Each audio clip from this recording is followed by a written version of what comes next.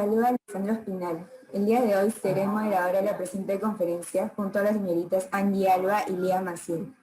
Es un gusto para mí darles la bienvenida a nombre del grupo académico de PIS Concreto, grupo de estudiantes que ha venido creciendo con el fin de promover diversas conferencias técnicas, aportes al rubro de la ingeniería civil, por lo que aprovecho de invitarlos a seguirnos en nuestro Instagram, en donde nos pueden encontrar como PIS-académico.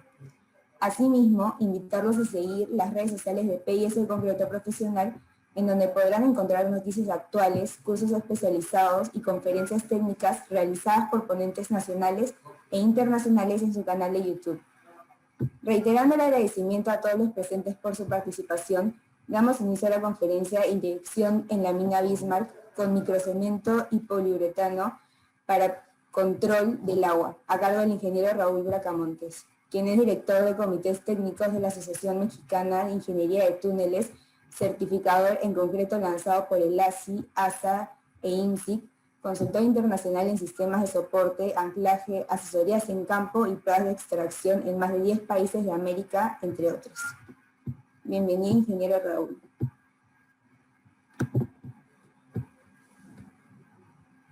Hola, muy buenas tardes a todos ustedes. Qué gusto estar por aquí. Es un gran gusto poder acompañarlos en esta tarde de viernes y hablar de esta experiencia que fue un trabajo realizado en la mina de Bismarck, ahí con una inyección combinada de poliuretano y cemento.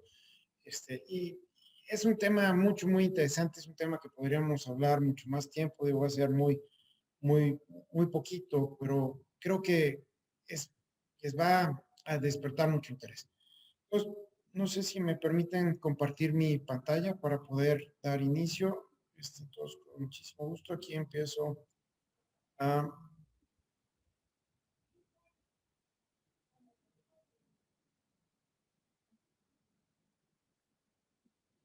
Muy bien.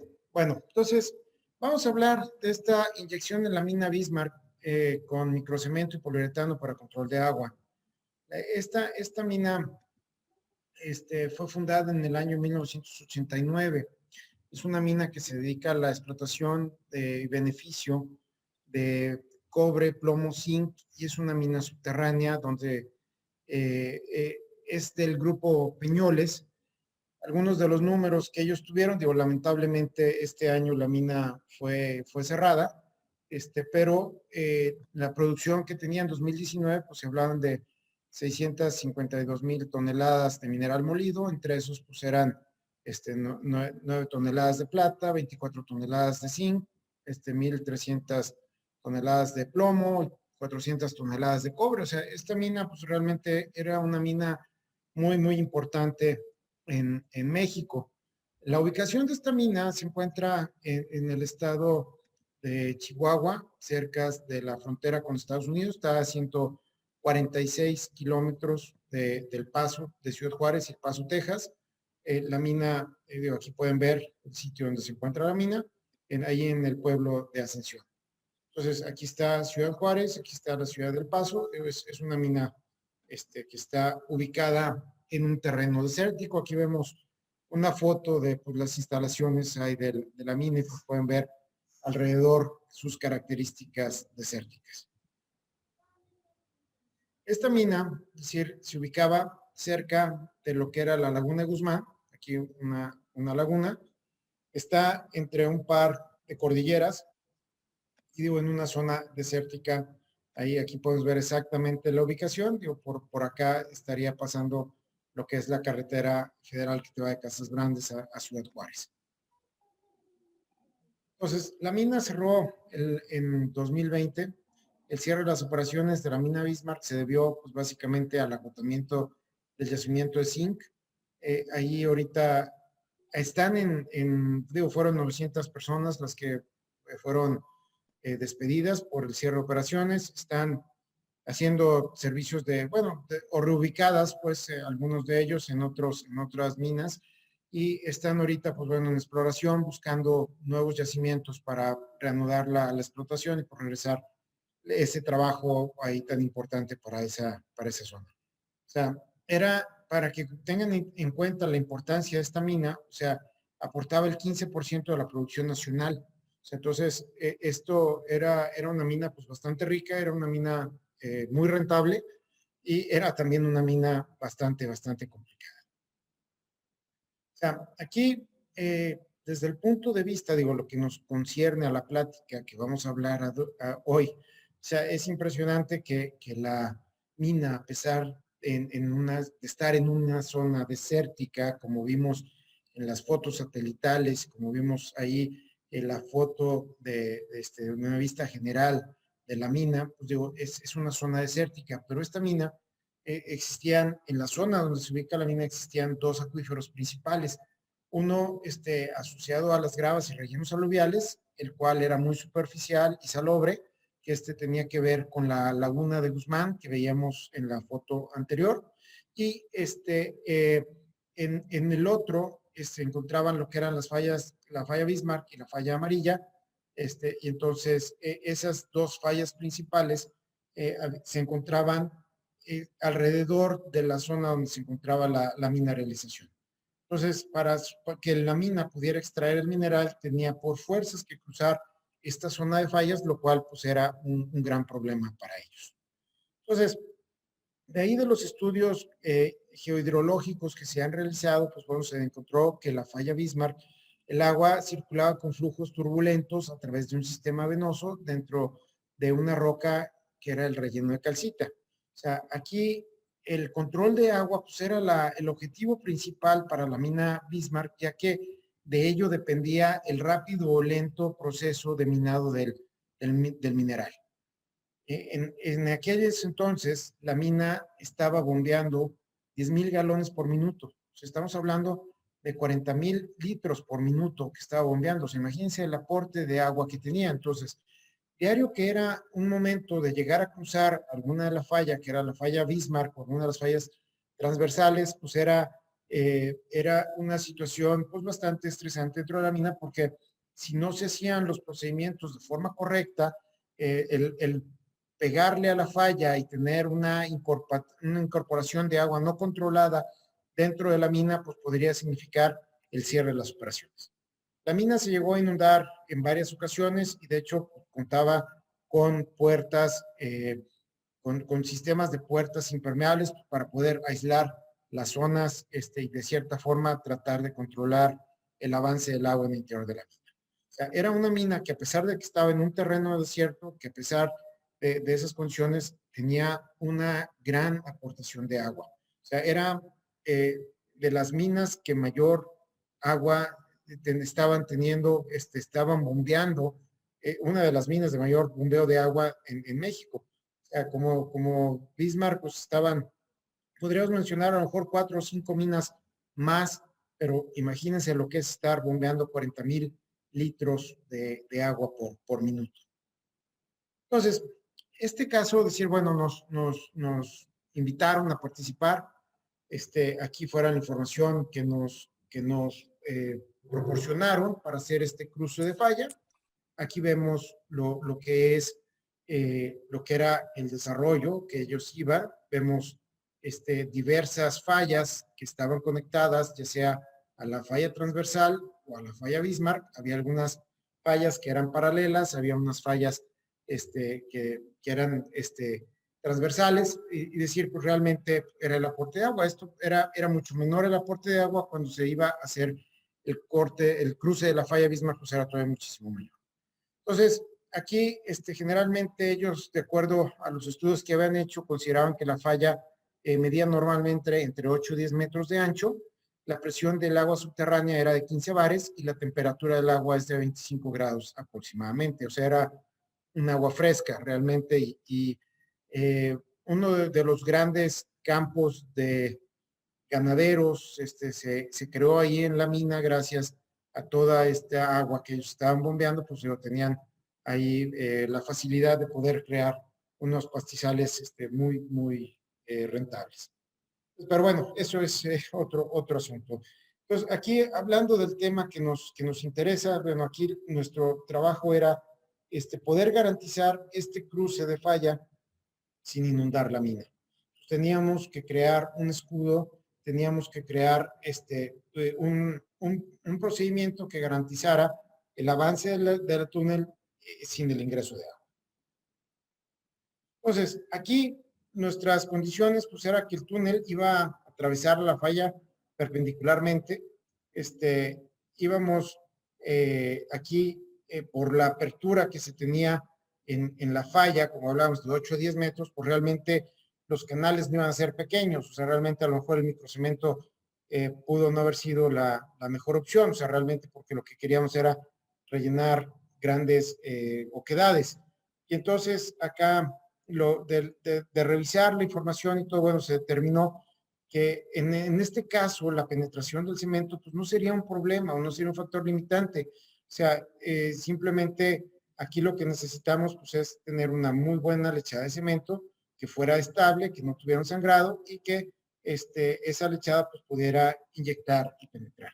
Yo digo, aprovechando ahorita, pues quiero invitarlos al curso que estamos organizando aquí con la gente de PIS sobre inyección, donde hablaremos mucho más a detalle de estos tipos de inyecciones con microcementos, inyecciones con poliuretanos y con algunos otros sistemas. Va a estar muy interesante y sobre todo si les interesa aprender más sobre este tema de las inyecciones.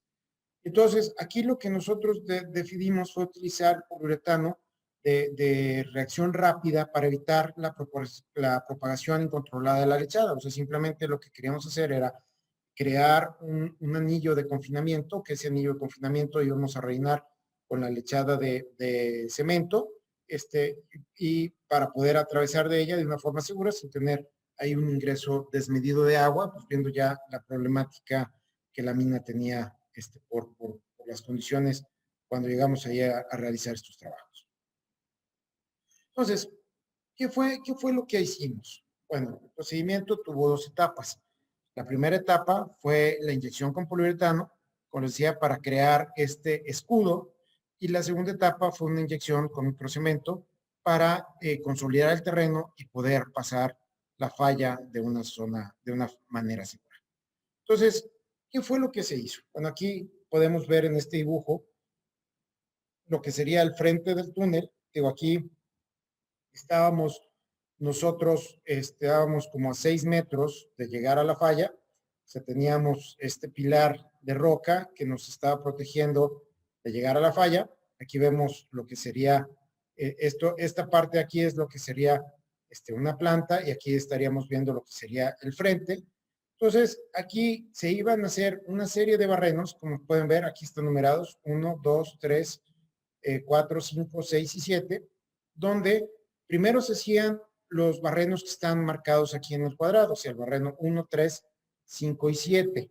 Esto, aquí lo que nosotros estábamos buscando es que estos barrenos fueran entre 21 a 30 metros de longitud. O sea, ahí la idea es que estos barrenos cortaran agua, o sea, que llegaran a la falla y de ser posible, atravesaran la falla. Entonces, acá estos barrenos, era muy importante que los barrenos fueran hechos en la periferia del túnel y además que tuvieran un ángulo de 30 grados fuera de la zona de desarrollo de mi túnel. Aquí podemos ver en esta línea punteada lo que sería mi zona de desarrollo de túnel, y vemos lo que sería, si vemos aquí, el frente, y este sería el barreno a 30 grados que estaría inyectando el poliuretano. Entonces, ya una vez que se hicieron estos barrenos, pues es decir, en cuanto cortaban agua, se instalaban los pernos. Estos pernos, pues se trataba que tuvieran una profundidad suficiente, sobre todo para evitar el reingreso del agua y además para poder tener un pilar de roca de protección y no voltearnos la roca al momento de estar inyectando compresión. Y una vez que se realizaron estas perforaciones, que se colocaron estos pernos, entonces se procedía a hacer la primera etapa de inyección de poliuretano. Después se iban a perforar los números pares, y sería una segunda ronda de inyección de poliuretano, tratando pues, de obtener ese escudo que nosotros estamos buscando. Entonces, aquí vemos la perforación. La perforación se hizo con un equipo Jumbo. Aquí se iban interconectando las barras. Digo, cuando llegábamos a la zona de falla, pues digo, el aporte de agua era muy grande. Aquí vemos parte de la perforación y vemos aquí la instalación de uno de los obturadores. Digo, aquí se está metiendo, digo, ya hablaremos en un ratito más acerca de los obturadores y sus características que los que empleamos, ¿no? Entonces, en este caso, digo, la ventaja que de cierta forma que teníamos es que pues el agua era un agua fresca, era un agua a 25 grados centígrados, no era un agua caliente. De hecho, nos tocó participar en un proyecto de inyección en una mina subterránea en Nicaragua, donde pues la mina se encuentra debajo de un volcán activo y el agua sale a 80 grados centígrados. Por lo tanto, esta foto que estamos viendo aquí de colocar los obturadores mojándote, pues digo, sería imposible realizarla en esta mina en Nicaragua por las altas temperaturas con las que estábamos lidiando.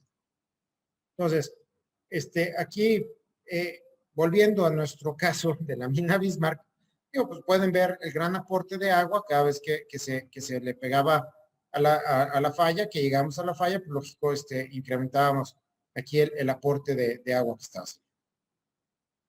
Pues digo, pueden ver, ya una vez que se ha colocado el obturador, pues pueden ver la presión que se tenía, o sea, realmente era mucha la presión, y lo que se hacía con estacas de madera alrededor del barreno, se trataba de sellar y se trataba de retacar para, de cierta forma, controlar los escurrimientos o las presencias de agua alrededor de la zona del barreno. Entonces, digo, después aquí, bueno, se tenía que colocar una válvula y por aquí se realizaría lo que sería nuestro procedimiento de inyección.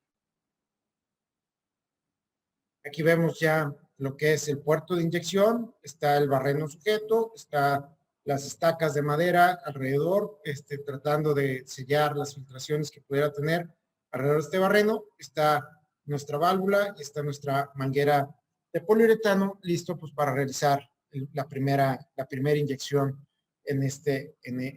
aquí en la primera etapa de inyección en esta frente previo al cruce de la falla Bismarck. Lo que era muy interesante de aquí de Bismarck es que la falla, la presencia de agua de cierta forma estaba localizada, o sea, sabías perfectamente que tenías la falla de Bismarck, que tenías las fallas transversales y podía haber algunas fallas interconectadas por fracturamiento de roca que cual te podría aportar cierta cantidad de agua, pero el punto crítico era cruzar la falla sin voltearte la falla y tener un ingreso desmedido de agua a, la, a, la, a lo que es al interior de la mina. Entonces, aquí ya después nosotros iniciamos la operación con lo que fue una inyección de poliuretano de un componente. O sea, aquí teníamos nuestro equipo de poliuretano, un equipo muy sencillo. Se mezclaba el poliuretano con un acelerante. Ese acelerante se bombeaba y entonces se metía a través del obturador, provocando pues, que reaccionara en el interior de la roca, pues tratando de crear ahí un tapón. Entonces, aquí hay que tener en cuenta que el uso de un poliuretano, de un componente, el poliuretano necesita de estar en contacto con el agua para reaccionar. Entonces, si en un momento dado ustedes están haciendo una inyección con poliuretano, hacen un barreno, ese barreno no corta agua, pues ustedes deben de garantizar que va a haber agua en ese barreno, entonces, previo a la inyección del poliuretano, porque si no, lo que va a pasar es que el poliuretano no va a reaccionar. Entonces, vemos aquí el equipo, nosotros utilizamos un equipo Airless, aquí vemos lo que son los tambores de poliuretano y también los de acelerante. Aquí estábamos, pues digo, en el interior de la mina tratando de proveernos un techo para proteger cualquier caída de humedad en el interior del momento de inyección. Pero los trabajos con poliuretano pues son trabajos muy sucios, el poliuretano se pega todo, como pueden ver ahí. Entonces, realmente es un excelente material para inyección, funciona muy bien, pero debes de tener ciertas precauciones cuando lo estés manejando. Entonces, aquí ¿Qué fue lo que nosotros utilizamos? Fue un sistema de poliuretano de un componente con acelerante. El tiempo de reacción se podía ajustar con la dosificación del acelerante. Nosotros, generalmente los fabricantes te recomiendan entre el 2 al 10%. Nosotros estamos dosificándolo al máximo, al 10%. Esto se mezcla en un componente y se inyecta directamente a la bomba. O sea, este producto no va a reaccionar hasta que no entre en contacto con el agua. O sea, pero tengan cuidado porque puede reaccionar con la humedad relativa. Si hay una alta humedad relativa donde se encuentren, esa puede ser suficiente para provocar la reacción del equipo. Y lo que tú nunca quieres hacer es meter un material que está reaccionando a tu equipo de bombeo porque va a taparte y te va a obturar todo y prácticamente va a ser un gran problema. Entonces, aquí la ventaja de utilizar un equipo de poliuretano de un solo componente es que no hay riesgo de un mal mezclado o no hay un riesgo de una reacción, de una relación inadecuada. O sea, simplemente siempre va a ser tu producto más el acelerador y eso pues vas a aplicarlo y lo vas a colocar. Entonces, ¿cuál es la desventaja? O sea, de este sistema de un solo componente. Requiere de agua para reaccionar. O sea, el poliuretano que no entre en contacto con agua no reaccionará. Entonces, hay que tener cuidado también para no inyectar demasiado producto en un obturador. Pues bueno, acá era la cuestión, como hablábamos, de una vez que se realizó la primera inyección de los barrenos nones, el 1, 3, 5 y 7. Después, ahí se inyectó, ahí en cada uno utilizando la dosificación máxima, pues ahora estamos poniendo el 10% de acelerante, de una cubeta de poliuretano con el acelerador, y se iban a inyectar 50 kilos de poliuretano por cada barreno. O sea, con la bomba operando a la máxima velocidad y descargando todo el material en una sola aplicación. Entonces, eso eran las características que nosotros estábamos buscando al momento de hacer inyección. Digo, lógico, todo esto se calcula antes de realizar el trabajo, se determinan las cantidades, se determinan las presiones, se determina la velocidad y en base a eso se realiza el trabajo. Pero también tengamos en cuenta, o sea, las operaciones de inyección son operaciones indirectas. O sea, tú vas a controlar el tipo de material, tú vas a controlar el tipo de bomba, pero realmente no sabes qué es lo que está pasando en el interior al momento que tú estás inyectando. Entonces, en base a las cuestiones de volúmenes de agua, a base a la cantidad de material, en base a eso, tú puedes tener una idea de qué es lo que está ocurriendo, pero realmente es un proceso indirecto que no tienes la certeza de que estás logrando los objetivos que tú estás buscando. Ya una vez que se inyectaron esos barrenos, entonces se perforaban los agujeros 2, 4 y 6, o sea, con los mismos criterios de la vez anterior, perforándose a 30 grados, la mayor longitud que podemos hablar de 21 a 30 metros de profundidad. Y aquí, ya una vez que cortaban agua, que se instalaban los pernos y se volvía a inyectar los 50 kilos de poliuretano y entonces total se iban a inyectar 650 kilogramos de material de poliuretano en esta operación. Entonces, vemos aquí el equipo de inyección de poliuretano, era un equipo Arles. Vemos, hay que tener en cuenta que digo, hay una gran cantidad de equipos de inyección. O sea, puedes utilizar diferentes marcas. Nosotros estábamos utilizando un equipo Arles. Era un equipo Larios 3000, era el modelo que estamos utilizando. Hay Wagner, hay Polipan y inclusive puedes utilizar bombas manuales. O sea, la ventaja de utilizar un equipo de poliuretano de un solo componente, pues es que no hay que mantener una relación entre los materiales. Entonces, aquí lo que puedes decir, lo que hablábamos del problema que tenías si tú barrenas y no encuentras agua, entonces tú puedes bombear agua a través del equipo. Ya una vez que bombeas agua a través del equipo, es muy importante que bombees aceite de motor para eliminar cualquier resto de humedad o de presencia de agua en el equipo y que al momento de que tú inyectes el poliuretano no vaya a encontrar esa agua y vaya a reaccionar. Entonces, aquí es muy importante decir, contar también con una buena cantidad de aceite.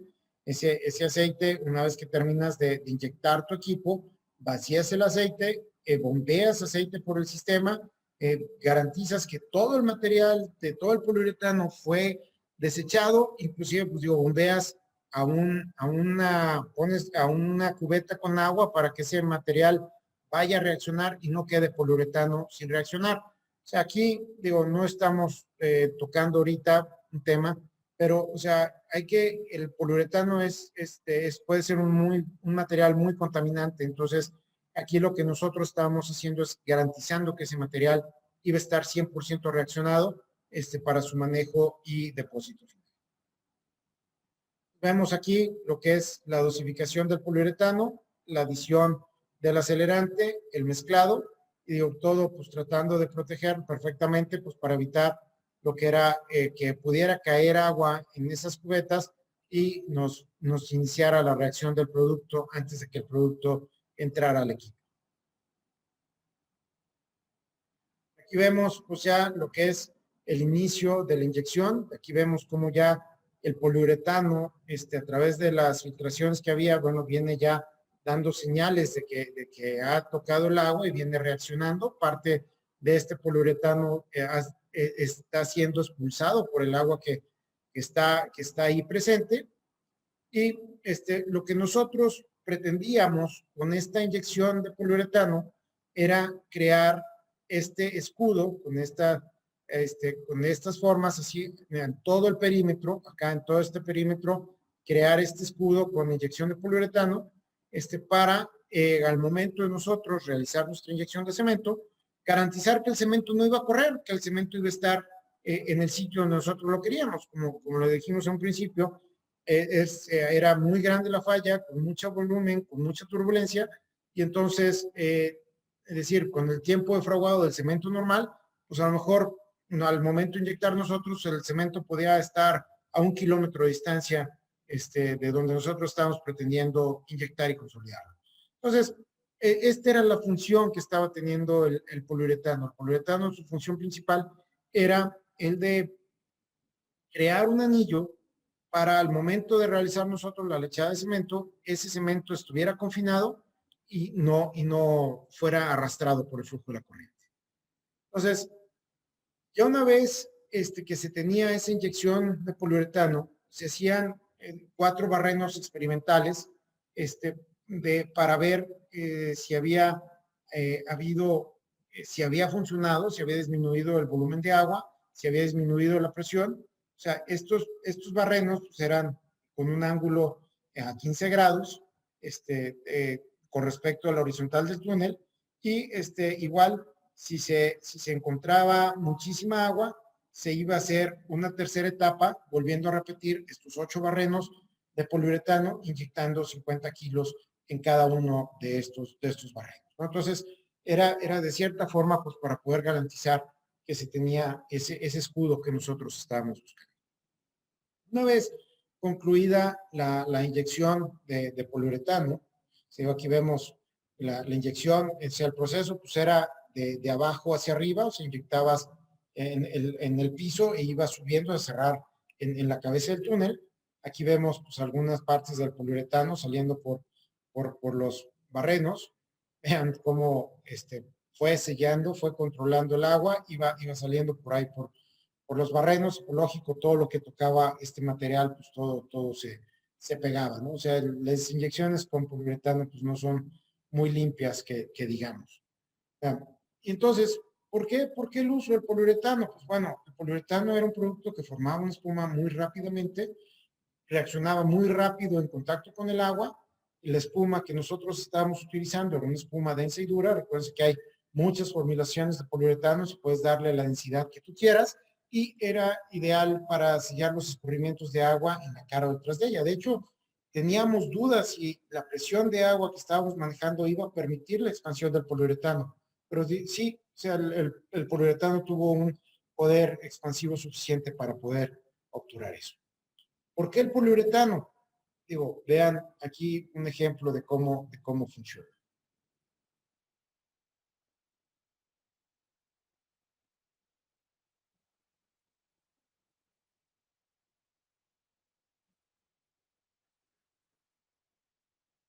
Están mezclando el poliuretano, en este caso es un poliuretano de 2 componentes, Ahí están poniéndole un poquito de agua a uno de los componentes para que reaccione más rápido.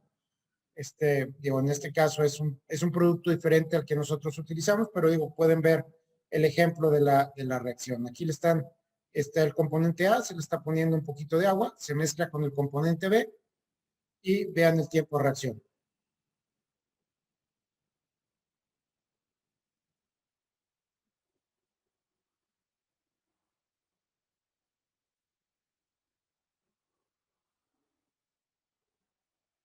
En menos de 10 segundos ya formó la espuma, ya la espuma empieza a crecer, ya es una espuma dura, o sea, y entonces esto es lo que nosotros estábamos buscando, o sea, estábamos buscando un material que no se fuera, que reaccionara muy rápido, que pudiera sellar, obturar esa zona, pues para que nos pudiera dar las condiciones de poder realizar la inyección de cemento. ¿Por qué el poliuretano? Digo, podemos ver aquí otro ejemplo. Digo, aquí vean el poder de expansión que tiene, dependiendo del tipo de mezcla.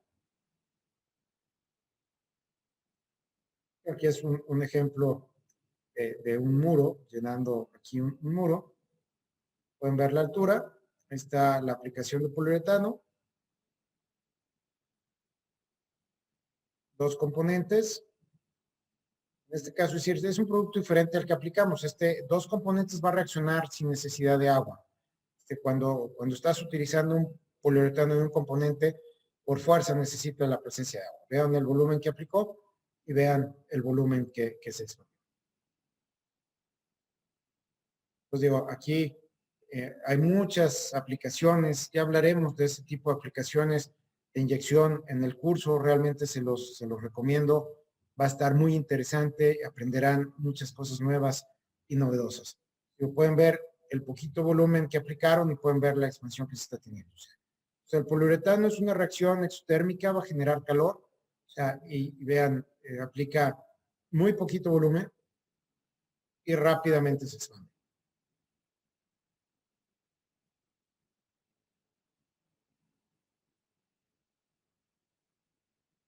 Entonces, esto es por eso que nosotros realizamos esta inyección con poliuretano para evitar que el cemento, que iba a ser nuestro proceso final de impermeabilización del túnel, era más bien, de hecho, era una inyección de cemento con respaldo de poliuretano, pues para garantizar que el cemento no iba a ser lavado por la presión del agua. Por esta razón fue por la que nosotros utilizamos ahí el poliuretano. Entonces, pueden ver el poquito volumen y la gran expansión que tiene. Por eso es que el poliuretano solo se inyectaban 50 kilos por barreno. O sea, en este caso es un poliuretano de dos componentes. Nosotros utilizamos un poliuretano de un solo componente. Necesitábamos que el agua reaccionara. Para que reaccionara, teníamos demasiada agua ahí para que el producto no reaccionara. Entonces, aquí vemos cómo es que funciona este material. Entonces, ya cuando entramos a la etapa de lo que fue la inyección con cemento, igual cambió nuestro patrón de barrenación, cambió nuestro ángulo de barrenación, igual se hizo una barrenación en la periferia, y entonces aquí, de cierta forma, a grosso modo, decir, el estándar de la perforación para inyección de cemento, pues generalmente primero eran barrenos más cortos que los de poliuretano. O sea, necesitábamos garantizar que no íbamos a barrenar más allá del escudo de protección que nos había formado el poliuretano para poder inyectar el cemento. Entonces, nuestros barrenos de inyección de cemento eran muchísimo más cortos que los barrenos de poliuretano. Si hablábamos que eran de 21 a 30 metros nosotros, esto estaba entre 18 y 24 metros. Más o menos lo que tratábamos era dar un factor de 4 voladuras o 4 avances previo a una siguiente inyección. Generalmente se recomiendan que estos barrenos se espacien entre de 50 centímetros a 1,5 metros de distancia cada uno. O sea, ahí el ángulo recomendado fuera del desarrollo del túnel, pues es un ángulo de 7 grados, porque lo que tú quieres es que el material quede lo más cercano a tu zona de excavación, pero no quieres que quede dentro de tu zona de excavación, porque si lo vuelas con tu voladura, vuelas el tapón que tú estás creando, pues vas a permitir un ingreso descontrolado de agua. Y entonces ahí es importante estar llevando un registro de qué es lo que estás haciendo al momento de estar inyectando. O sea, que en la presión de cemento tú vas a considerar lo que es la presión de inyección o el volumen de inyección. En este entonces, cuando realizamos este trabajo, pues era la inyección estándar, no existía lo que era el método YIN, que explicaremos eso en el curso mucho más adelante. Entonces, fue por eso que simplemente nosotros controlábamos presión de inyección y volumen de inyección por barril. Aquí vemos el equipo de inyección de cemento. Aquí vemos lo que es el equipo y aquí lo vemos en operación en el momento de estar realizando esa inyección ahí en la segunda etapa para control de las aguas subterráneas ahí en la mina. El equipo constaba de un mezclador, que era un mezclador coloidal. Aquí tenía un tanque agitador. Del tanque agitador pasaba una bomba de inyección. La bomba de inyección lo mandaba aquí al obturador y aquí, bueno, se hacía la inyección. En este caso vemos pues un circuito doble, digo, donde tienes una manguera de doble manguera, pero puedes igualmente eliminar esta manguera de retorno y hacer, pues digo, la inyección con una sola manguera. Entonces, es muy importante pues tener el control de la presión, como lo dije antes, tú la presión, la inyección la vas a controlar conociendo las presiones y los volúmenes, entonces de forma indirecta estás teniendo idea de qué es lo que está ocurriendo dentro de ese trabajo. Entonces, en la fase de inyección, aquí vemos lo que eran, se hicieron los 8 barrenos para cemento, aquí los barrenos, en este caso, se hicieron 50 centímetros adentro del contorno del túnel para no toparnos con los barrenos de poliuretano. Ahí se hicieron 2 en el piso, 2 en las tablas y 2 en el techo, siendo un total de 8 barrenos y se dieron con un ángulo de 5 grados fuera de la zona de desarrollo del túnel. Aquí vemos nuestra zona de desarrollo del túnel, aquí vemos nuestra inyección con cemento y tratando de que el cemento rellenara pues esta zona. Entonces, la precaución era simplemente no barrenar más largo de los barrenos de poliuretano, porque pues sencillamente si barrenábamos fuera del escudo que habíamos creado con el poliuretano, pues podíamos tener unas condiciones de ingresos controlados de agua. Entonces, lo que nosotros estábamos buscando era la interconexión entre los barrenos, o sea, para crear de cierta forma estos diámetros de perforación, donde cada barreno inyectado iba a traslaparse y ir sellando todo ese terreno de una forma adecuada. Entonces, nosotros para los obturadores de inyección de cemento, lo que utilizamos pues, eran estos obturadores, unos llamados Codan Packers, eran unos obturadores europeos. Aquí vemos la cabeza, son obturadores mecánicos, se introducían en el barreno, aquí tenían una válvula check de no retorno, entonces a la hora de tú girar esta parte, presionabas este tubo contra el obturador, provocando la expansión del obturador, presionándolo contra las paredes del barreno. Aquí vemos ya el obturador colocado con su cadena de seguridad.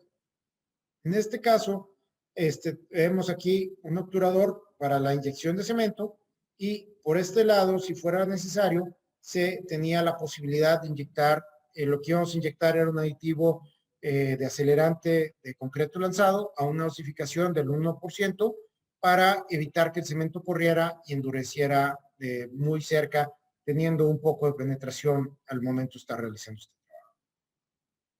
Entonces, aquí, ya una vez que se tenían los 8 barrenos, que los 8 barrenos estaban puestos con sus obturadores, o sea, íbamos a empezar a inyectar, al igual que el poliuretano, del piso hacia el techo, y los criterios de parar el trabajo eran 2.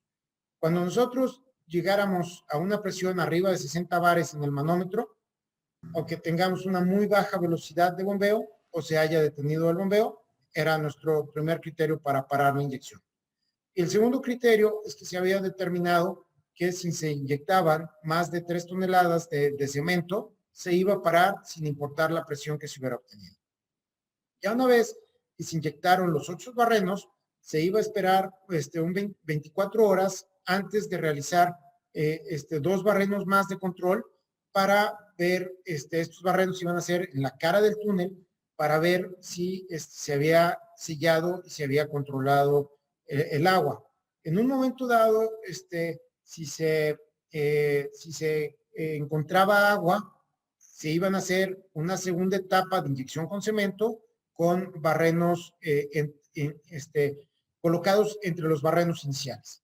Entonces, ya de ahí, si en un momento dado no se tenía ese control de agua que se estaba buscando, sería una inyección terciaria considerando los mismos criterios que estábamos viendo. O sea, si llegábamos a 60 bares de presión, se paraba, o si se llegaban a 3 toneladas de cemento, sin importar qué presión se tenga. Y entonces, estas eran nuestras definiciones de acuerdo al proceso de inyección que estábamos haciendo, que eran presión o volumen. La presión máxima de inyección eran 60 bares y el volumen eran 3 toneladas.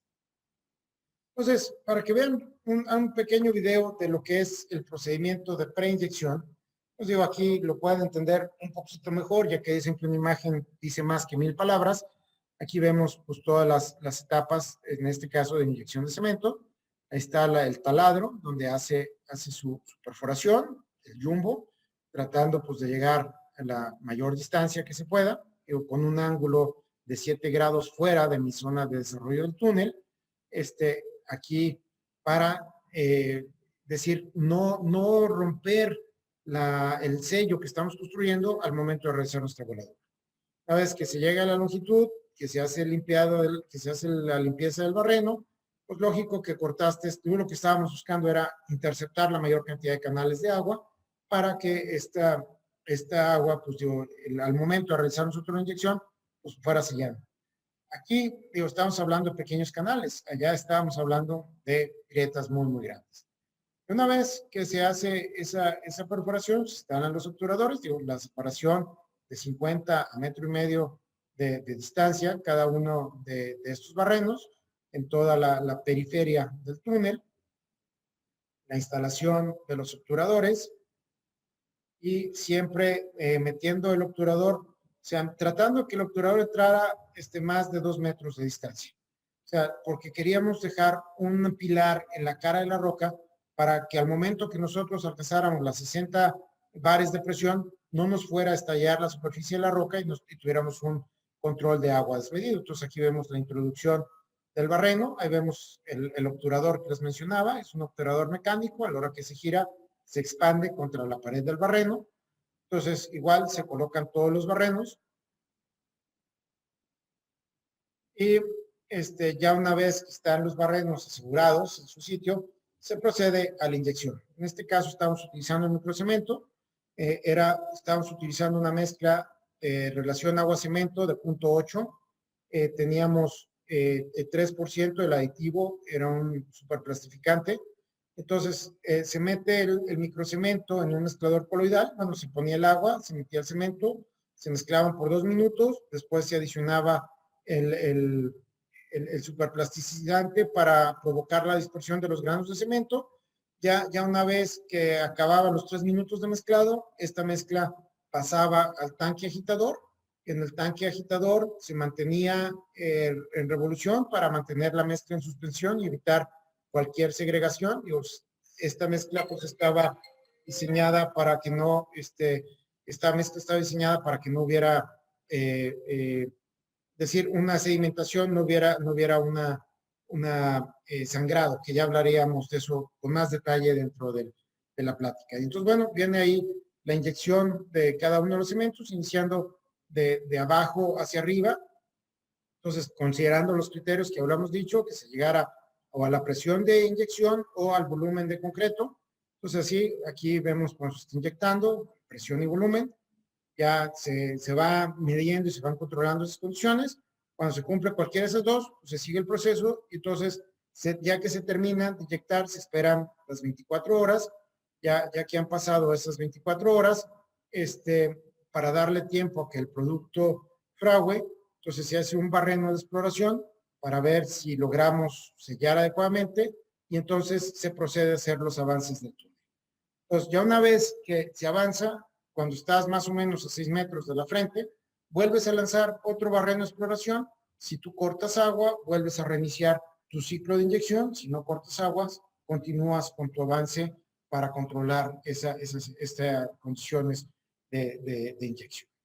Digo, así en forma gráfica, digo, podemos ver lo que consistía nuestro trabajo y aquí vemos ya la zona, aquí pueden apreciar perfectamente el ancho que se tenía en esta zona de la falla de Bismarck, en una de las fallas principales. Aquí está otra de las fallas que estaban ahí cercanas, que fueron perfectamente rellenadas con el cemento y con lo cual nos permitió lograr un cruce de falla sumamente exitoso.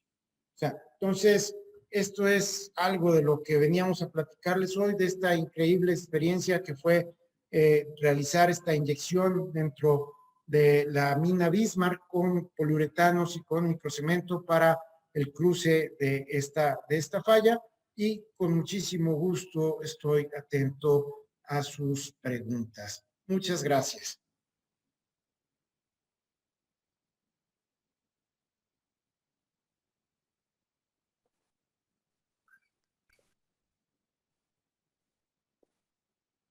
Gracias, ingeniero Raúl, por la interesante ponencia.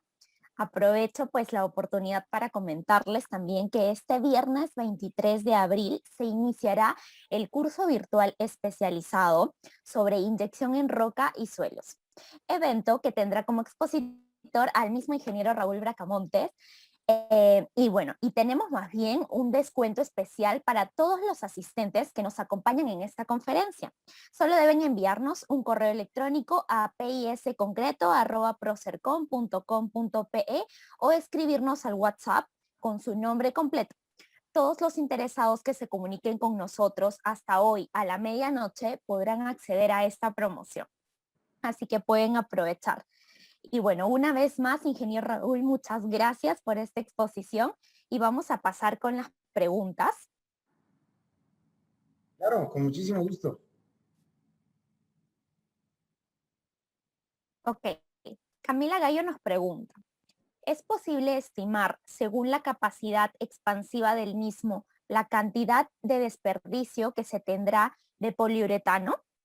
Y No. también nos pregunta a la vez, ¿cómo se puede saber qué cantidad será necesaria por barreno? O sea, digo, aquí, en este caso, como les comentaba, o sea, hablábamos que se tomó la decisión de inyectar 50 kilos de poliuretano por barreno, conociendo su capacidad de expansión. O sea, lógico, aquí en algunas circunstancias la inyección es a veces un poquito de prueba y de error. O sea, eh, primero no sabíamos si la presión del agua iba a ser mayor que la presión de expansión del poliuretano y si el poliuretano se iba a expandir completamente. También digo, aunque el poliuretano iba a reaccionar rápido, pues cierto poliuretano es arrastrado, como vieron en las fotos, el poliuretano salía por los barrenos que nosotros estábamos inyectando, pero sí fue colocando y fue obturando. O sea, a lo mejor, digo, pudimos en un momento dado, por las condiciones de presión de agua que teníamos, o sea, haber hecho una simple inyección sola de poliuretano, pudo haber sido un riesgoso de que en un momento dado la presión del agua fuera mayor al poliuretano y entonces se rompiera. Entonces decidimos que nuestro material de inyección principal iba a ser el cemento y lo que queríamos es que el cemento no corriera. O sea, la función que nosotros estábamos haciendo era crear un anillo de contención de la inyección de cemento para realizar el cruce exitoso de la falla. Ok, ingeniero, muchas gracias. Y bueno, continuando con las preguntas, Amilcar Roldán nos pregunta, ¿de cuántos pies eran los taladros y o barrenos perforados e inyectados? Estábamos hablando, bueno, en metros, o sea, estábamos buscando lo ideal es que los hiciéramos los de poliuretano de 21 a 30 metros de longitud. Los de concreto queríamos que fueran de 18 metros de largo. O sea, o sea, estábamos buscando realmente barrenar lejos de tal forma que pudiéramos hacer por lo menos 4 voladuras, 4 avances tener un pilar de 6 metros de protección y entonces volver a lanzar un barreno de exploración para ver si se cortaba grandes volúmenes de agua y entonces reiniciar el ciclo de operación. Eso fue como lo hicimos. O sea, aquí, entre más largo barrenes, mejor es para tu inyección. O sea, si tú barrenas muy corto, lo único que debes de garantizar es que tu barreno de inyección es más largo que tu barreno de desarrollo. O sea, para que tú no vayas en un momento dado a exponer un terreno que no esté inyectado y tengas un ingreso descontrolado del agua. Entonces, entre más largo puedes hacerlo, si lo puedes hacer de 12 metros, de 15 metros, es muy bueno. O sea, entonces, si tú dices, oye, voy a avanzar 3 metros, pues a lo mejor lo mínimo que tendrías que barrenar serían 6 metros para hacer tu inyección, avanzas 3 metros y vuelves a inyectar otros 6 metros y entonces de esa forma. Pero si tú haces un barreno más largo, tú en un momento dado obtienes 3 o 4 o 5 voladuras que puedes avanzar tu túnel y es muchísimo más rápido el proceso porque no tienes cautivo allí tu equipo de barrención. Entendido. Bueno, continuando con las preguntas, Edwin Gañán nos pregunta, bueno, mi pregunta es ¿qué capacidad de expansión tiene CPU monocomponente? ¿Cuántas veces expande? Pues digo, hay muchas formulaciones químicas. El que nosotros utilizamos traía por lo menos una expansión del 100%. O sea, si iba a duplicar su volumen, como vieron en el video, o sea, realmente bastante era su fácil 10 veces su volumen. O sea, entonces, hay diferentes tipos de poliuretanos para diferentes tipos de inyección. Es decir, hay poliuretanos que no expanden tanto para consolidación de terrenos, hay poliuretanos que son más expansivos, o sea, la selección del material adecuado para el tipo de aplicación tiene mucho que ver con las características de penetración y de expansibilidad de los materiales. Entonces, como les decía y los vuelvo a invitar, los reitero a que participen en este curso de inyección donde hablaremos un poquito más a fondo de los diferentes tipos de inyecciones y las diferentes aplicaciones que pueden utilizar con los poliuretanos, porque el poliuretano es un nombre genérico, pero tienes una amplia variedad, dependiendo de la composición química, de sus características de expansión, de sus características de resistencia, de sus características de fluidez, sus características de penetración. Entonces, o sea, conocer más de los productos que están ustedes manejando. Entendido. Ahora, Laura Inca nos pregunta, ¿qué problema puede ocasionar inyectar más de 3 toneladas de cemento? O sea, aquí básicamente, o sea, se toman el criterio, o sea, cada inyección es diferente, cada inyección se planea. En este caso era una inyección en una grieta o en un hoyo muy grande. O sea, entonces, es decir, no es, acá lo primero tiene que ver con el costo. O sea, decir, ¿qué es lo que estaría pasando? Vamos a decir, oye, tú inyectaste 3 toneladas de cemento y no se obturó el barreno, no tuviste presión en el barreno. ¿Qué te pudiera estar indicando? Que tu cemento está siendo arrastrado por el agua y a lo mejor está llegando 1 kilómetro más lejos de donde tú lo quieres inyectar. Entonces, si tú sigues inyectando infinitamente la cantidad de cemento hasta que este barreno se sature, pues probablemente vas a venir rellenando desde 1 kilómetro de distancia hasta acá y el costo de inyección va a ser extremadamente alto. Es decir, si tú en un momento dado inyectaste 3 toneladas y no tuviste presión en tu proceso de inyección, o sea, puedes adicionar un aditivo acelerante y entonces a la hora que haces la inyección con este aditivo acelerante, tu cemento no va a correr, va a ser una penetración más corta y entonces va a empezar a obturarte. O sea, recuérdate que lo que nosotros estamos tratando de hacer era crear un escudo alrededor de la zona de excavación impermeable para que el agua no ingresara al momento que nosotros desarrolláramos el túnel. Entonces, tiene que ver la selección de estos materiales, o sea, el volumen de material que tú estás haciendo con el método de aplicación, con las cantidades de material, tiene que ver con tu costo O sea, si tú dices, oye, apliqué 5 toneladas y no tuve presión, pues significa que tu agujero se lo está llevando. O sea, probablemente o sea, tu material está siendo arrastrado por el agua y entonces no está rellenando en donde tú quieras que se rellene. No sé si con eso pude contestar tu pregunta. Creo que sí, ingeniero.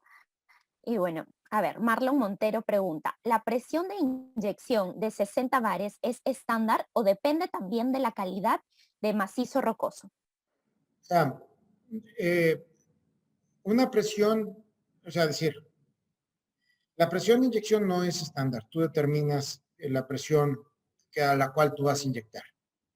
Una presión de 60 bares puedes provocar la fracturación de la roca. O sea, a esas presiones tú puedes estar fracturando la roca al momento de estar inyectando.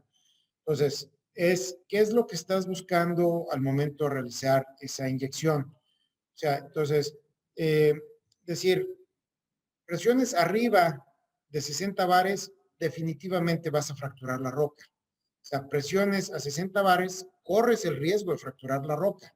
Entonces, es conocer el tipo de terreno, por eso es que les hablaba que se dejaba un pilar de 2 metros de ancho para poder inyectar nosotros a esas presiones y que la cara de la roca pudiera soportar la presión y en caso de algún fracturamiento, no voltearnos la frente del túnel y tener un ingreso descontrolado de agua. Entonces, esto lo explicaremos con mucho más detalle dentro del curso, pero, o sea, tú debes, antes de realizar un trabajo de inyección, definir cuál es tu presión máxima, cuál es tu volumen máximo, y si utilizas el método YIN durante la inyección de cemento, definir cuál es tu curva que vas a utilizar para evitar la hidrofracturación de la roca. Entonces, no es, 60 bares no es el máximo valor, o sea, digo, 60 bares es el máximo valor, pero estás en una zona donde puedes ya, por la misma presión que estás haciendo, fracturar la roca. Ok, perfecto. Juanita Villafuerte nos pregunta, ¿los criterios para la lechada de presión y cantidad de material utilizado, de qué parámetros depende?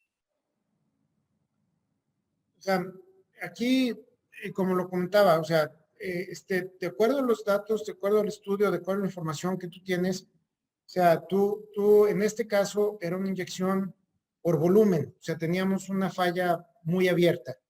Pero si tú haces tu estudio, tú haces tu sondeo y tú dices, oye, pues es que tienes, o sea, recuérdate que el grano de cemento, tú pues es muy bueno para inyectar en rocas, pero no lo vas a poder utilizar para inyectar en un suelo limoso o en un suelo arcilloso, o sea, porque el grano de cemento no va a tener penetración. Entonces, dependiendo el tipo de terreno, dependiendo la granulometría que se encuentra, vas a seleccionar el material. Entonces, si tú tienes fracturas pequeñas, pues tú ahí puedes en un momento dado tomar dos decisiones. Voy a inyectar a una presión más alta para abrir las fracturas y meter mayor cantidad de material, o simplemente voy a inyectar a la presión es necesaria para rellenar exclusivamente las fracturas sin provocar una apertura de esas fracturas y un mayor consumo de material. O sea, pero esos son los criterios que tú partes al momento de realizar tu trabajo. En el método estándar de inyección, tú inyectabas a obtener la presión de rechazo. O sea, entonces, abrir las fracturas, a meter mayor cantidad de material, y en el método YIN, por el contrario, tú lo que haces es inyectar la cantidad necesaria de material para simplemente rellenar esas fracturas sin provocar una hidrofracturación. Espero no haber sonado muy técnico y haber podido contestar tu pregunta. Claro que sí, ingeniero. Em, a ver, continuando, todavía tenemos creo un tiempito más. Fernanda Aica nos dice, ¿dentro de qué parámetros se puede variar la relación agua-cemento, ya que indicó un valor específico de 0.8? En el método estándar, tú empiezas inyectando con una relación a cemento a lo mejor de 2, y luego inyectas igual por presión o volumen, y entonces cambias tu mezcla y bajas a una relación agua-cemento, digamos, de 1, y luego llegas a tu volumen o presión y cambias una relación agua-cemento de 0.8, y luego una relación agua-cemento de 0.6, y luego una relación agua-cemento de 0.4. Entonces, cuando tú tienes una relación agua-cemento de 0.4, se supone que tú ya estás teniendo la mayor saturación de los barrenos, eso en un proceso estándar de inyección. O sea, entonces, en el método estándar, tú empiezas con una lechada muy aguada, porque recuérdate que a menor relación agua-cemento es mayor fluidez y mayor penetración. A mayor relación agua-cemento es una mezcla más cosiva, es una mezcla de mayor fricción, es una mezcla de menos penetración. Pues en el método estándar, tú vas variando tus diferentes relaciones agua-cemento. En el método GIN, tú utilizas un solo diseño de mezcla con una relación agua-cemento máxima de 1, 1, 1, o sea, una parte de cemento por una parte de agua. O sea, es una sola lechada de inyección, que la cual vas a utilizar durante todo el proceso.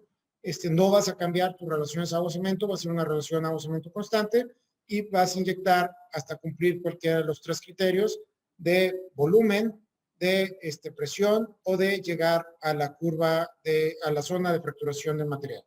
Entonces, es por eso decir las diferencias entre el método tradicional de inyección y el método GIN. En el método tradicional vas a utilizar diferentes relaciones agua-cemento para garantizar la saturación completa de esa mezcla, porque tu mezcla va a tener un sangrado, y entonces lo que tú quieres es rellenar ese sangrado con cemento, con relaciones agua-cemento más bajas. O sea, y lo que estás buscando en un principio es que con las relaciones agua-cemento más altas, tu partícula de cemento penetre lo más profundo en la roca y vaya rellenándose y vaya obturando.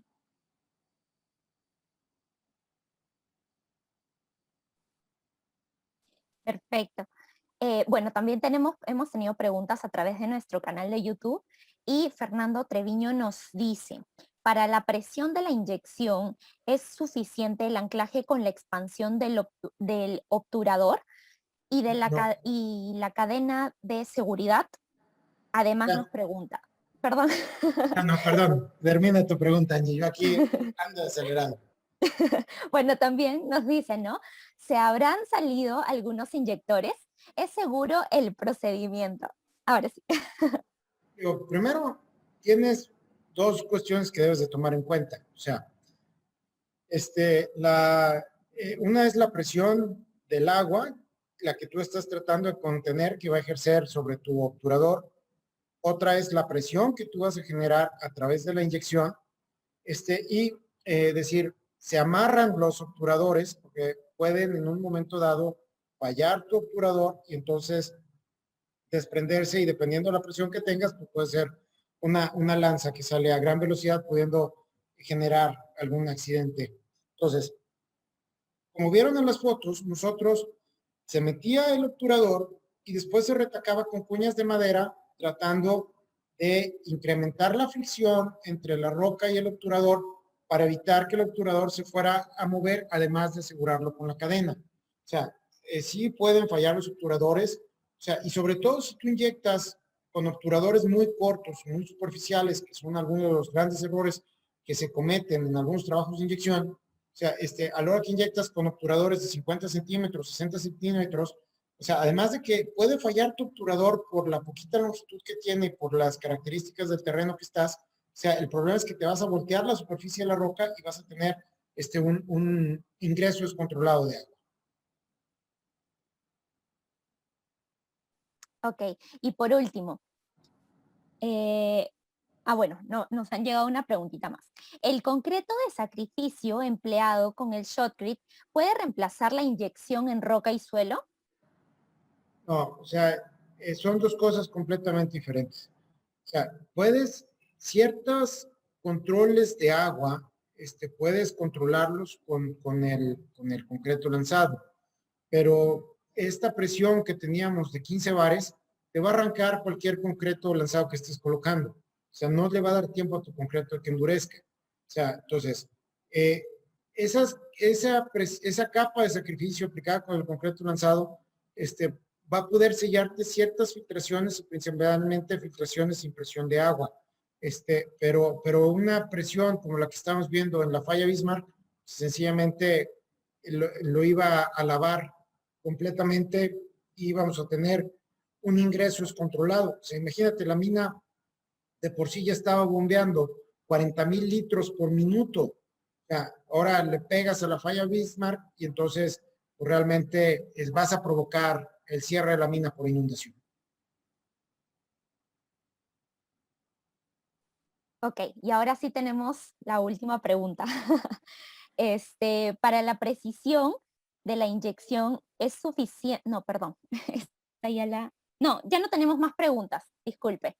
Esa Muy fue bien. la última.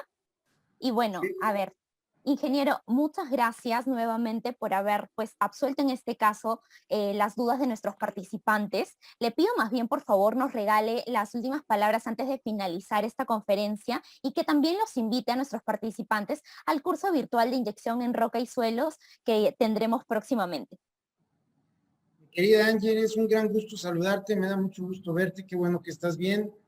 Yo quiero realmente invitarlos, o sea, ven este tema de inyección en roca y suelos, es un tema muy interesante, es un tema muy complejo. He tenido la oportunidad de realizar diferentes trabajos de inyección en diferentes aplicaciones.